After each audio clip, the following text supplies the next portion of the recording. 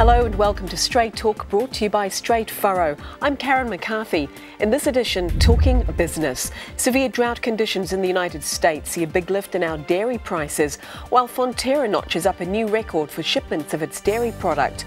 The government lays out the welcome mat for one of America's most influential senators, Max Baucus, here to talk trade, in particular the push for an 11-nation Trans-Pacific partnership.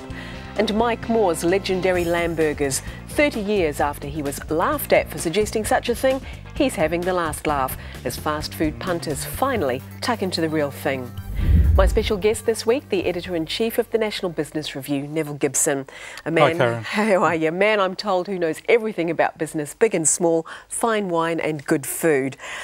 On that note, you tasted your first lamb burger, I hear, just the other night. Well, I've done a little bit of research over the past week. Ended up buying a hamburger from the White Lady, and they're very high quality. Which is an Auckland institution for people out of town. It certainly is. A caravan. Late night, goes all night.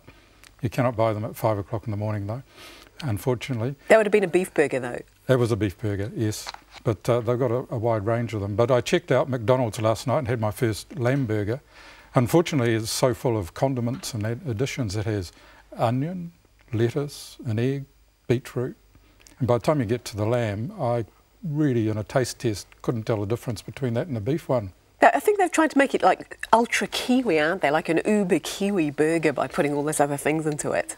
Well, it's actually, the idea first popped up in Australia. It was launched over there a week ahead of New Zealand. So they kept that under wraps pretty well. That's McDonald's, and working out how to do a lamb patty. And I don't know the inside story on this, but it's obviously going to take, if it takes off in Australia and in New Zealand, the lamb farmers will just love it because it's got the backing of beef and lamb here, and it's the same sort of process as the Angus beef burger, which still sells very well at the premium price. You know, it's nearly, you don't get any change from $10 for a lamb burger plus the drink and so on.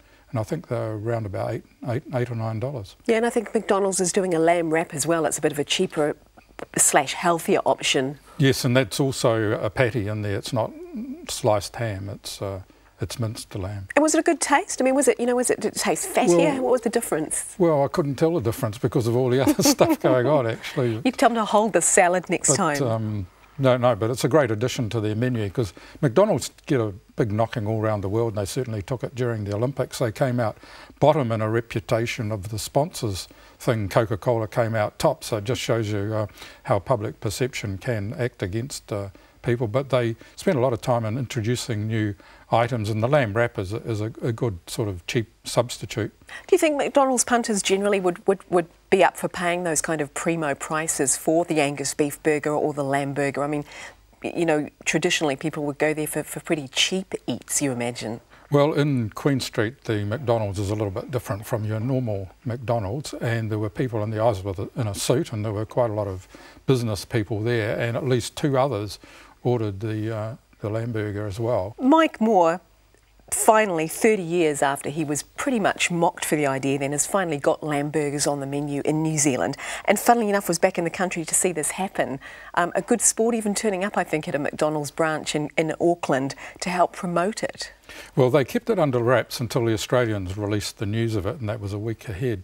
So they didn't probably make as much of the publicity as they could have versus the Angus beef burger and the other Angus offering, because that really was a branding of a certain type of beef as opposed to a more generic product with lamb. But lamb prices have come down. They're really quite affordable at the moment in the supermarkets. So it's been relegated to really the highest cost meat option for any roast at the moment. So this is going to say, well, it's going to reflect on the industry generally and say, well, maybe lamb's affordable, and certainly is in the hamburger form. Because the perception is that, I think research even has shown that something like 82% of New Zealanders say they like lamb, but more than 60% generally find it too expensive to buy. That's right, those figures are pretty interesting, and a lot of the lamb cuts are at the premium end, the ones by Silver Fern Farms that you can buy. But you get a lot of value for that small amount of meat.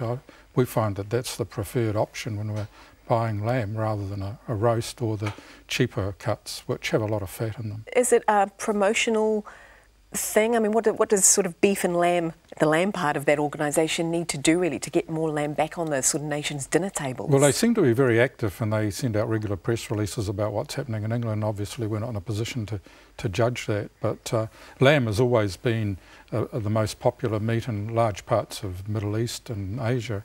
And if McDonald's follow through with this, and there is a lot of exporting of meat patties for ordinary beef burgers to Japan. Sometimes I've been through the factory in Dunedin and they have put funny flavours into them. So whether some of the objections that you hear from Asian people that lamb has a funny smell and all that sort of thing, they could probably tinker around with it, but I don't think that would be good for the local market. It's the really premium meat with as few, I'd say let the lamb burger speak for itself and have a little bit less of the vegetables, but we shall see. McDonald's also has its burger patties being made, I read, in Waitara, so providing work there too in a town that's had some tough times. It's surprising. The meat industry in New Zealand is widely spread, and there's been some big news. I mean, last week the big announcement was Alliance sending its first lot of beef to Brazil. And that's a huge market. Obviously, that's a meat-loving market. But for New Zealand to be sending premium cuts to Brazil is really something different. It's quite an exciting development, isn't it? It certainly is. And but we've still got to get into the Asian market. I mean, where poultry and pork is more popular. But we're never going to be exporting those meats, I don't think. There's been some criticism of the old lamb burger. Is this a sellout in any way, that they've copped some flack that maybe, this is junk food, it's not a wise move? Or is this a creative, innovative move by the sheep meat industry? Well, according to the releases put out at the time, beef and lamb must have been working on McDonald's for a long time. McDonald's have got huge research programs, not just for customer service and how they can fine-tune their operations, but I'd say they kept this one pretty well secret, and I think it'll be a huge pickup. They're saying it's a premium product for a limited time at the moment, so if people really support the product, they've got to get out and taste it now. And such a good news for New Zealand sheep farmers too, who've been suffering from lower meat prices. This is a lucrative other outlet for them, isn't it? It certainly is, although they've seen their prices dip, but it's going to underpin the local demand. That's what's happened with beef, especially with the branding of the Angus beef into a product like that. And whatever McDonald's does, the other chains will do that as well. One of them last week followed up with breakfast, pretty much following what McDonald's has done. It's a very competitive business, and McDonald's is by far the world leader, but they don't always come up with the best idea. There's innovation going on among the others as well. I know we've got burgers being sold, I think, in the Middle East, haven't we? In Dubai? Yeah, Burger Fuel is focused on the Middle East, and I've been up there and certainly looked around. The malls are very much food courts plus added shops, and these malls are just huge because indoor life is all you can do there for large part of the year, and certainly eating is a part of that. That's right, and they're very much switched on to fast food, particularly around the Gulf and Saudi Arabia, and of course lamb is a more accepted meat in the Middle East. Lots of room for growth there. Coming up, the TPP free trade agreement and the work to be done, and there's a lot of it, to remove trade barriers.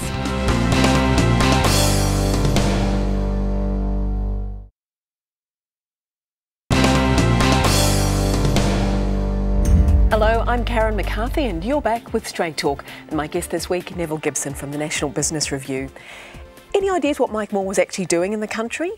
I don't know officially, but it's a good coincidence that he's here at the time we were inviting top US politicians to talk about the TPP free trade agreement. New Zealand's strategy in this is very interesting. I don't think, unfortunately, it's misunderstood by the public. We're a very small country, and we've got a very high-grade free trade agreement with other small countries. Knocking on the door to get into it and form a really big free trade area is the United States, Japan and Canada. These are huge countries with large lobbies to protect various industries. Unfortunately, they all happen to be agricultural, and we're leading because of Tim Grosser, the Minister, being a lead trade negotiator for his whole career. We're sort of trying to push this deal through with all these disparate countries and getting a very high quality agreement. And of course it's not easy for us to do so, and a lot of the arguments going on the TPP is every country wants to leave put some things on the table, but not take very much off. But we had Canada's Trade Minister down here a few months ago, and of course the Canadian protect their agricultural industry hugely. They've got quotas for poultry, pork. I know the dairy industry is heavily protected, isn't it? And so the politician in Canada can't easily get rid of those sort of arrangements. And so how do you get them to switch? The Americans have got a huge argument with Canada over various things. And Canada's quite a protectionist country, but it has some politicians, including the government, who see the real benefits of free trade. But that is not reflected in popular opinion in either Japan, Canada or the United States. So these politicians are pushing against public opinion. And public opinion in New Zealand probably is against free trade in its pure form. It's seen that we'll lose our sovereignty in some way, we'll be kicked around by the big boys. Well, this is a lot of nonsense that the Americans are going to dismantle Farm Act, that horror of horrors, you might have to pay actually to watch a film that's been made in Hollywood, this sort of thing. And obviously Americans and the drug industry is a major industry for the Americans, but giving away a few things on this score are small compared with the gains we can make overall as one of the world's leading free trade countries, because the upside is just huge. Just in terms of opening doors? Well, it's really allowing, like say the dairy farmers in India, actually proving to them that free trade is actually going to benefit them. It'll benefit New Zealand, obviously, but we've got to see it from the farmers' point of view in those countries and persuade them that the benefits our farmers have got from free trade are also available to them, and that the downside will be protectionism. And the Canadian farmers, it's going to take a lot of educating to them. Because they're staunch, aren't they? They fear deregulation of the dairy industry, I know that. But the customers get a very poor product in return, and they're paying high prices, and the politicians can play on that, but there's a limit to how far you can push that argument. Why the fear, and especially over the TPP? There seems to be an element of anti-American sentiment, a lot of if the US gets its way and that kind of talk. Well, there's certainly a lot of that, and that comes from a certain political quarter, but why the media pick up on it, I'm not quite sure, but it's certainly there virtually on any score you want to think.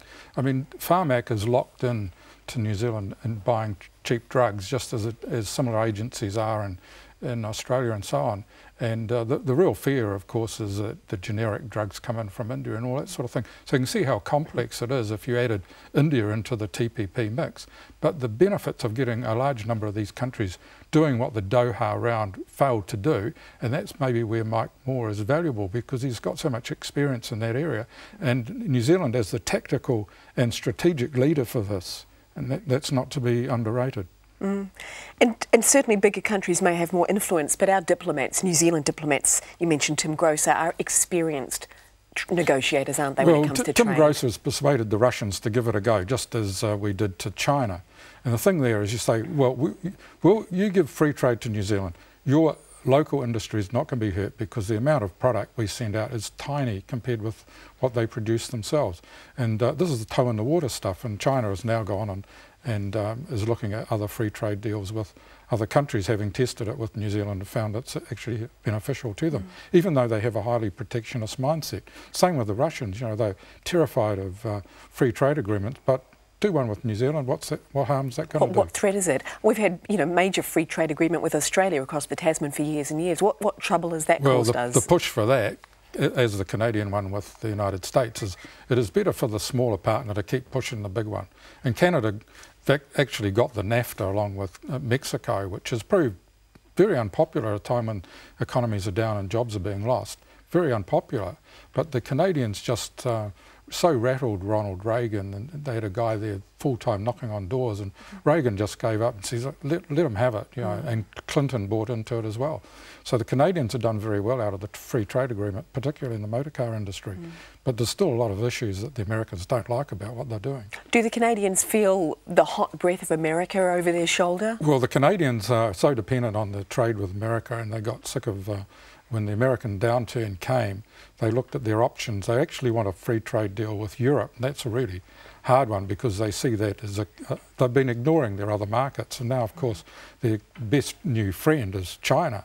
So if Canada's going to be taken seriously on the world trade front, it's got to adopt free trade principles, and that's what they're doing. And so a deal with New Zealand will be, or the TPP, will be an exercise for them, but their big interest really at the moment is China and Europe. Mm. Does America need a stronger economic presence in this region? You look at some of the countries on the list, Japan, Korea, some of the Southeast Asian nations, Australia, us, we're all doing more business with China than the United States. Are they concerned by that? Well, the United States has dropped the ball on trade generally. I mean, it's had a low dollar. Its exports of things like Caterpillar and Apple products, all that sort of thing, going gangbusters. In fact, the US economy is now being driven on exports, and they've found all around the world that getting some trade barriers and joining it in with their strategic interests. I mean, they took their eye off the South Pacific and found that China is now providing most of the interesting infrastructure in a whole range of tiny little countries, Fiji and so on. And it's getting holes everywhere, the isn't it? TPP is seen, at least in the eyes of some and to Americans, as a bit of a bulwark against China. So we've got to play a very clever game, because both Australia, New Zealand and Canada, for that matter, are heavily dependent on China. So you don't want to upset the Chinese in the trade area. Got to keep everybody happy. Yeah, it's a very complex thing, and eventually China will have to come into the TPP. Now that will really get going. Now I know we've China, as you say, one of our biggest trading partners, but we've also quietly done a free trade agreement. Is that right, with Hong Kong? Well, the Hong Kong agreement will lead to one with Taiwan. That would be, no one's talking about that one, but that'll be a big one. But that can't really get through until the Chinese have signed off the Hong Kong one. I mean, Hong Kong's an entrepot, let's face it, with lots of restaurants, and so there's quite good trade there, and with wine. But Taiwan is a serious market. It's as large as Australia in terms of number of people. But and once we can get into Taiwan, which is a much more sophisticated country with some of our high-tech stuff as well, where they're strong, there's no you don't lose points by taking some of these countries on in their strongest points, and IT is one of them. And a rich country, a country with deep pockets. And of course we've got education to offer them and that sort of thing. And heavily Mandarin speaking now, so Taiwanese are going to be really quite a good launching pad into China itself, as opposed to Hong Kong. Mm. And the TPP being negotiated among 11 countries, a very mixed bunch: Brunei, Chile, USA, Peru, Malaysia. You mentioned before disparate. How do you get all those countries seeing eye to eye? Well, that's why trade negotiators have long careers, but probably very little to show for it. Some of those countries obviously are feeling their way. Malaysia has hugely protected industries and has halal rulings and that kind of thing, which can be quite restrictive.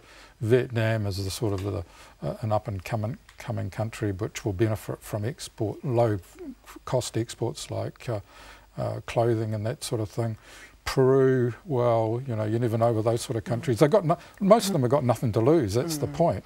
But getting free trade out there into the public consciousness is the hard thing, and they've got to show some short-term benefits, which is quite hard with free trade agreements. I mean, we probably get nothing out of Brunei, or even Chile for that matter. But it's showing the willing, it's winning the hearts and minds. But it's having that sort of deal and being able to then sort out your other disputes, like the apples with Australia, in an area where a lot of the argument about the TPP is that we lose sovereignty. But the thing is, these disputes are then handled in a more neutral way. They're not handled. So if a New Zealand company gets into trouble in Vietnam, the last thing you want is for a Vietnamese court to be deciding what's going on. This way you can all get around the table together. That's right. It would be sorted out by a more neutral process. And it's the same with Malaysia. I mean, we could take on some of their laws in Indonesia once it gets down to that level. We'll pick up on that after the break. More in store, including the big dry in America. The worst drought in 60 years helps drive global dairy prices sharply higher, but farmers remain cautious.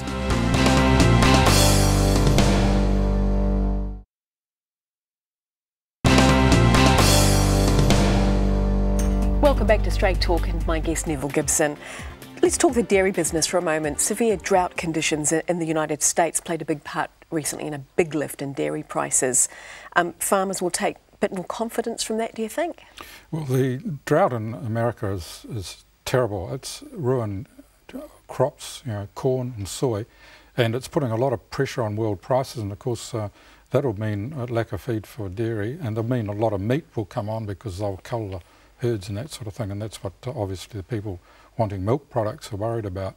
But the rest of the world's not and you've got effects in Russia as well on corn and so on. The rice is holding up though, and but anyone dealing with commodities has got to be cautious, because some commodities are at record highs, like cocoa and some of those, and others are really gone into the bottom of the basket. But and you never know what's going to be happening, because it's a lot of it's weather dependent. And our dollar, the persistent strength of the dollar is still clouding the outlook, I suppose. Oh, well, I wouldn't call it a strong dollar. It's just the New Zealand dollar, I think.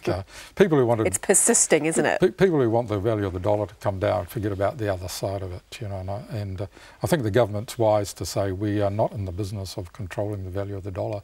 Just staying with dairy for a moment, John Wilson named as chairman-elect recently to succeed Sir Henry van der Heyden, stepping down in December.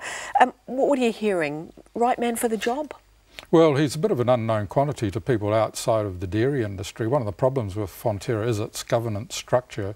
A change of chairman came out of the blue somewhat, because there's no succession there. There's it's a free vote by the people on the board. And there's no deputy, which every company has. So there's a sort of kind of heir apparent, if you like. And it also led to a split, because Colin Armour left and made it quite clear why he left. His nose was out of joint? Yeah, we don't understand quite the strategic things going on there at Fonterra. But Fonterra is a very hard business for most people to look at, because its shareholders, which are effectively the co-op owners, are milk farmers, and they want the maximum price for their raw material. But Fonterra at the other end, at the customer end, is competing with world's largest companies like Kraft and Cadbury and so on. Trying to get new products to customers, got to run a huge logistics thing, and that's quite a different business, and it's always fronted by an overseas person, which is unusual for the chief executive, because it is very much a global business. Does Wilson have his work cut out for him? His name is synonymous with capital restructure, and I know he's talked about we've got to stop navel-gazing and look outside, externalise. Well, I think he's got a bit of a corporate background. He's on the board of Turners and Growers, which is quite an interesting move, another company that's been taken over by Germans. And so he may bring a different kind of focus to it. But he's got big shoes to fill. Sir Henry was a major force, a public figure, and John Wilson's got to create that. He hasn't figured at all in any list of business people and that sort of thing, but it's early days yet. Is that a blessing or a curse, do you think, the lack of profile? Well, yeah, having a little background that people know about is a good one if you want to make some changes, and obviously with Colin Armour out there might be fewer arguments around the table on that, but as I say, explaining how Fonterra's strategy and how it should work and all the different arguments that go around it, very complex, huge business by New Zealand standards, and we all have to be a little better informed about the problems they face, and more transparency would be a good thing. Maybe come December, when he actually assumes the role, he'll get out there a bit more, because I know the first thing a lot of farmers tend to say about John Wilson is they don't know him. That's right, and generally in these sort of positions they don't go out talking to the media either, because they'll say they need to get their knees under the desk and have a look around and see what's going on. That'll take quite a while, I'd say. So we might not be seeing the impact of his appointment until at least the end of next year. And very much Sir Henry's man? They say he's been groomed for years. Well, I don't know about that. I mean, there's probably truth in that, but Colin Armour thought he was probably going to be doing that job too. Last word maybe on Mr Lamberger, Mike Moore. As I say, he was back in the country, got himself down to Macca's in Green Lane. Is he doing good for New Zealand still as a champion of this country overseas? Well, we definitely need people like Mike, and it's very critical that you maintain a strong presence in Washington, and to have a person with a trade background and an international reputation doesn't do us any harm at all. These politicians in America have got a lot of complex problems, and the least of them are New Zealand's trade access, and bringing them down here during an election period that's going to be quite critical for both the Democrats and the Republicans. But Borkus has been around the Washington for 34 years, so he's very experienced. and I'm not sure what role he's playing in the re-election efforts of President Obama, but it's good to have, you know, Republicans tend to side with New Zealand because they're more free trade. They're getting important Democrats down here, and he is a supporter of New Zealand. That's why he's been brought down here. It's very important. You've got to play both sides in Washington. And this guy's chairman of the Senate Finance Committee. I think he's a big player. He certainly is, and he's the one that's got to resolve the fiscal cliff, this big terrible thing that's going to happen after the US elections, when all these cuts are going to come into the US budget, no matter who becomes the president. And of course the election is largely being fought on just how that's going to be handled and what is going to be cut from the budget. Thanks very much for being with us. You've been watching Straight Talk, brought to you by Straight Furrow. Thanks to my guest Nevil Gibson for joining me in the studio, and as always to you at home for watching. If you'd like to get in touch, see the Country 99 TV website for details. It's always good to hear from you. I'm Karen McCarthy, back next time with more Straight Talk.